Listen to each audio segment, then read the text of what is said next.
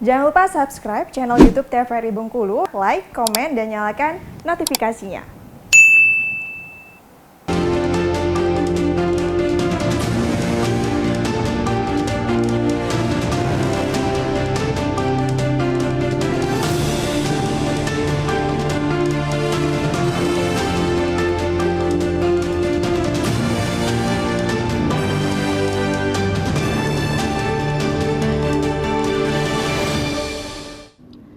Terima kasih Anda masih bersama kami dalam acara Berendo dengan tema kita Flexing Medsos bersama dengan Bang Iyut dari Mavindo Bengkulu dan juga Bang Surya dari psikolog. Tadi kita sudah bahas ya sebenarnya apa itu flexing medsos. Nah, tapi sebenarnya ciri-ciri orang yang sudah kecenderungan flexing medsos itu ada kategorinya nggak, Bang Surya?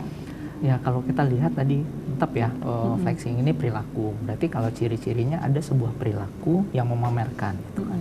Nah, biasanya orang-orang dengan flexing ini memamerkan hal-hal yang menurut dia itu menjadi sebuah nilai jual ya. Misalnya kayak tadi dia akan memamerkan hartanya gitu kan, mobil ataupun benda-benda mahal lainnya. Bisa juga kegiatan-kegiatan gitu kan, misalnya tadi makan di restoran mahal atau pergi liburan dan segala macam gitu kan. Nah, ini udah jadi sebuah tanda-tanda gitu kan bahwa ada perilaku yang memamerkan secara dengan sengaja kegiatan atau barang-barang yang tadi dipunya sama dia agar dia dapat pengakuan atas media sosial tadi ya tentunya. Gitu. Ini jadi ciri dasar ya perilaku flexing tadi. Tapi apakah misalnya kita ke sebuah restoran misalnya katakanlah mahal dan kita mengupload makanan yang mahal tersebut di media sosial kita, apakah itu padahal kan itu kalau misalnya kita secara individu ya manusiawi ya sebenarnya. Iya, benar. Tapi itu sudah mengarah ke flexing medsos. Iya, benar. Nah, ini sebenarnya butuh kita tinjau secara objektif ya. Karena flexing ini sebenarnya kita tidak bisa, nggak ada kategori ya menurut saya dari ilmu perilaku, nggak ada kategori seseorang benar-benar melakukan flexing atau tidak gitu. Karena sebenarnya tolak ukurnya adalah dirinya sendiri gitu kan. Jadi ketika seseorang memamerkan apa yang dia makan ya ini harus naluriah ya gitu kan, ya saya makan dan saya ingin pamerin ini gitu, atau saya sudah kerja keras gitu ya Bang Yud, misalnya saya udah bekerja sekian lama terus saya ingin apresiasi buat diri saya sendiri, tetapi ternyata sekarang ada fenomena ya jangan-jangan saya flexing gitu kan. Jadi nggak bisa dinilai sebuah perilaku buruk juga ya, tapi harus lihat lagi secara objektif sebenarnya apa sih motifnya. Oke, mungkin kalau dari Bang Iyut sendiri, apakah memang flexing medsos ini sudah disalahgunakan sekarang ya, apalagi di zaman digital yang serba canggih ini, penipuan tadi ya Bang ya termasuk ya? Kalau lihat banyak kasus ya dan kejadian, kalau kita lihat di media sosial katakanlah YouTube lah katakanlah, itu banyak sekali orang memamerkan harta kekayaannya, mudah sekali mencari uang misalkan dengan cara yang mungkin masyarakat yang di mana masyarakat tuh tergiur ya, susah kan sehingga melihat video itu tergiur gitu. Nah, ini banyak kasus yang memang sudah terjadi ketika masyarakat tergiur, akhirnya itu dipengaruhi, diajak lah secara tidak langsung diajak untuk bergabung. Kemudian tadi misalkan promonya dari modal hanya sekian jadi 1 miliar misalkan dalam waktu yang siapa yang nggak tergiur akhirnya ketika semua sudah bergabung akhirnya scam gitu. Nah, ketika sudah scam, masyarakat sudah menjadi korban, mereka yang flexing itu kebanyakan lepas tangan gitu kan, sudah tidak peduli lagi dengan orang yang mendapat pengaruh tadi. Kenapa banyak alasan lah kan, kenapa nggak belajar dulu gitu, kenapa nggak tapi ini secara instan begitu. Iya gitu, padahal kan saat tadi promosinya kan begitu mudah katanya kan, sehingga orang mengikutinya kan.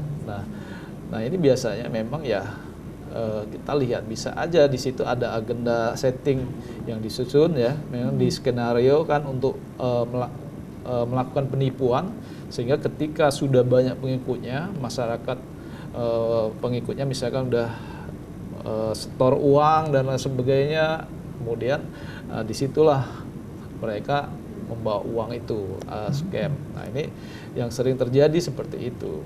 Gitu.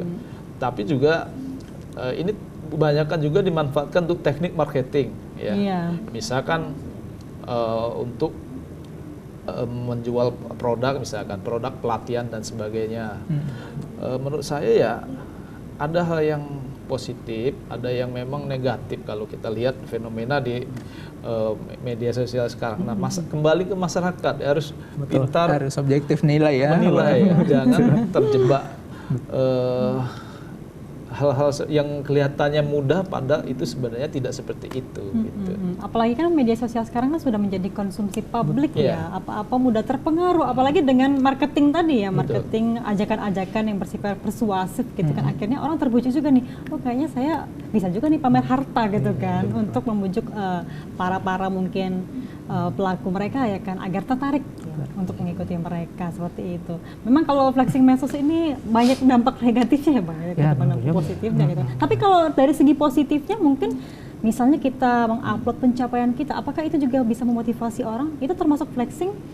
Nah, makanya ya kategori ini tidak bisa kita lihat secara dasar ya. Jadi apakah seseorang, kadang ada orang yang berperilaku, aku butuh untuk mengapresiasi diriku atas apa yang aku lakukan. Bukan ada dan unsur benar. Dan artinya ini baik kan, baik untuk diri dia dan baik untuk orang lain. Dia kasih motivasi, misalnya ya aku sekolah ke luar negeri gitu. Nah ini biar motivasi adik-adik sekolahnya dulu biar ini. Nah apakah dia flexing? Nah tentu dulu kita lihat dulu ini secara objektif, apakah dia melakukan itu secara dasarnya karena pamer, terus harapannya biar dipuji dan segala macam, atau benar-benar buat edukasi ada segala macamnya gitu. Jadi harus lihat lagi ini sebenarnya motif perilaku flexingnya ini sebenarnya apa ya.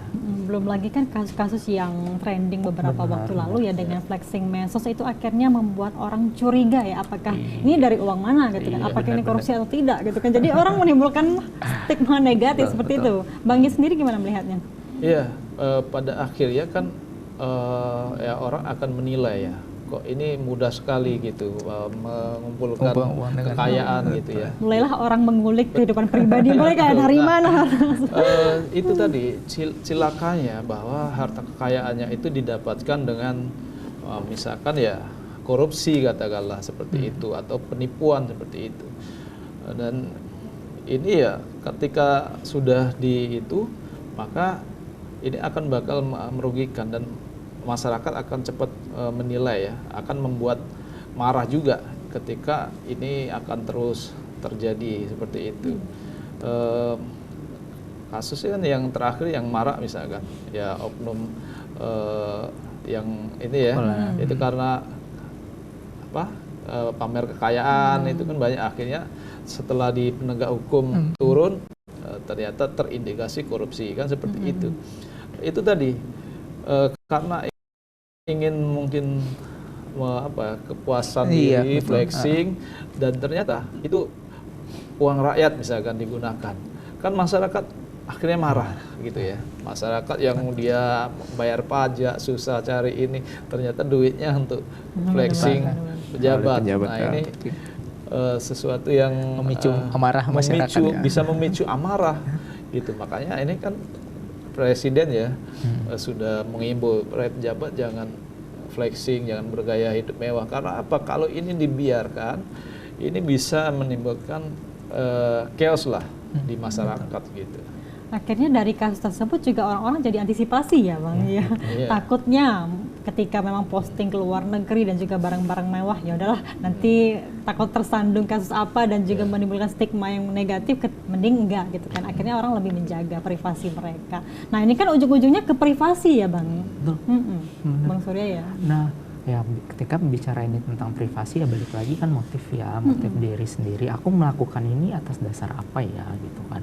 Nah ketika orang berperilaku seperti itu, tentunya kita harus nilai ini batasannya mana ya, gitu kan? Apakah benar-benar konsumsi buat semua, atau ini ya benar-benar apa yang dia lakukan secara mandiri, dan ini privasinya dia, gitu.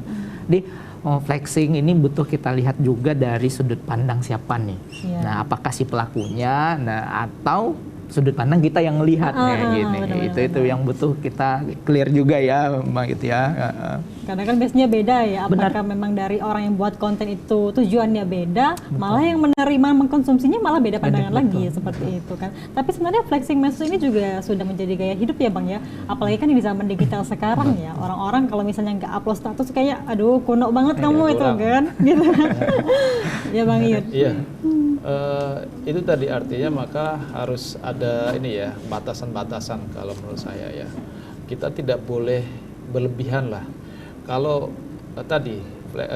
kita misalkan secara manusia ingin terlihat tampil seperti itu, tetapi untuk sekedar personal branding wajar lah ya, misalkan itu untuk memperlihatkan pencapaian kita, kesuksesan kita gitu, kita sedang melakukan pekerjaan apa, kemudian upload hal-hal yang wajar.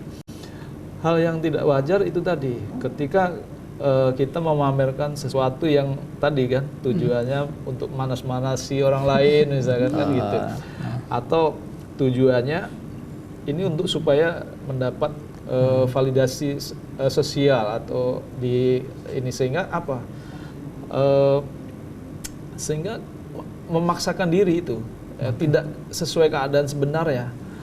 Misalkan secara keuangan sebenarnya tidak mampu membeli barang mewah, tapi untuk kebutuhan flexingnya beli gitu kan.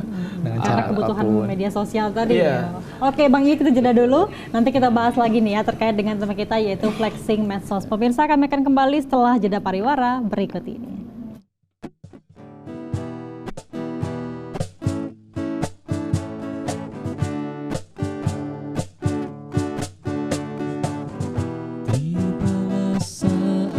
Di sore itu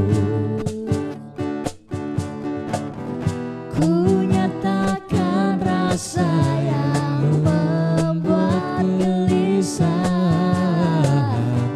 Kau hanya diam tersenyum kepadaku, itu tanda